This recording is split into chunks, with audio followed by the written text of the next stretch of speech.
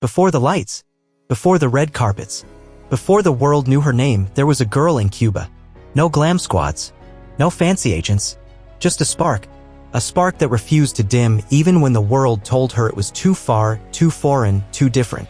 She wasn't born into Hollywood. She was born into a town where electricity flickered and movies came on scratched DVDs passed from hand to hand like secret treasure. But that was all Ana de Armas needed: one screen, one story, one moment to believe. At 12, she didn't just dream of acting. She decided, not I want to be, I will be. Cut to Havana, a teenage girl boarding a bus each day, riding through the heart of the capital to study theater, not fame, not fortune, just the craft. And soon, that spark? It caught fire. From that tiny island to television sets across Spain. From audition rooms where she barely spoke the language to blockbuster films where she spoke volumes with a glance. This isn't just the story of a rising star. It's the story of how grit, grace, and relentless ambition can turn a long shot into a leading role. This is Ana de Armas, and this is how she lit up the world on her own terms. Havana Dreams.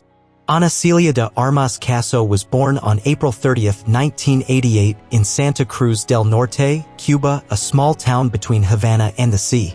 Life in Cuba wasn't easy. The internet was a fantasy, and watching foreign films meant bootleg DVDs passed around like treasure. But Ana didn't need much to spark her imagination. From the age of 12, she knew. She didn't want to be an actress, she had to be one. It was as if the dream had chosen her. At 14, she enrolled in the National Theater School of Cuba. Picture this: no online portfolio, no big agencies, just a teenage girl riding a bus to Havana every day, hungry for her shot. And then it happened. Spanish breakthrough. At just 18, Ana made a bold decision. She moved to Spain. No plan B, no connections. Just one suitcase and the belief that she belonged on screen. Her gamble paid off when she landed a role in El Internado, a popular Spanish TV series. It wasn't just a show, it was a phenomenon. For 6 seasons, Ana became a household name across Spain. But fame wasn't the goal. She wanted more. Bigger stories, bigger screens, and eventually bigger oceans to cross. The Hollywood dream and reality check. Ana moved to Los Angeles in 2014. But the transition? Far from glamorous. She barely spoke English. Auditions were brutal. Agents couldn't see past her accent. Some even suggested she stick to Latina roles. But Ana wasn't having it. She locked herself in her apartment with English language scripts and movies, studying until the words stopped sounding foreign. Within a year, she was fluent. And then came her Hollywood debut, Knock Knock, 2015, opposite Keanu Reeves. The reviews were mixed, but one thing was clear: Ana de Armas had arrived. Stealing the scene. It wasn't long before Ana's raw talent started turning heads. In War Dogs 2016, she held her own opposite Jonah Hill. In Hands of Stone 2016, she played Roberto Duran's wife with fierce elegance. But her breakout role? Blade Runner 2049 2017. As Joy, a holographic AI companion, Ana stole the show. Critics raved. Directors called. And Hollywood? It started taking her seriously. She wasn't just a pretty face. She was magnetic. A star among stars. By 2019, Ana was no longer just supporting cast, she was the reason people bought tickets. In Knives Out, a murder mystery packed with A-listers like Daniel Craig, Chris Evans, and Jamie Lee Curtis, Ana played Marta, a nurse with a secret. And she crushed it. Her performance was funny, grounded, and full of emotional weight. She wasn't just a standout, she was the heart of the film. She earned a Golden Globe nomination. She went from Who's That to What's She in Next? Bond girl, redefined. Being a Bond girl used to mean one thing: eye candy. But Ana changed that. In No Time to Die 2021, she played Paloma, a Cuban agent with style, sass, and serious skills. She wasn't just along for the ride, she was kicking ass in a ball gown, lighting up the screen beside Daniel Craig like she belonged there all along. And once again, audiences were left asking, who is she? The answer? A force to be reckoned with. Marilyn reimagined.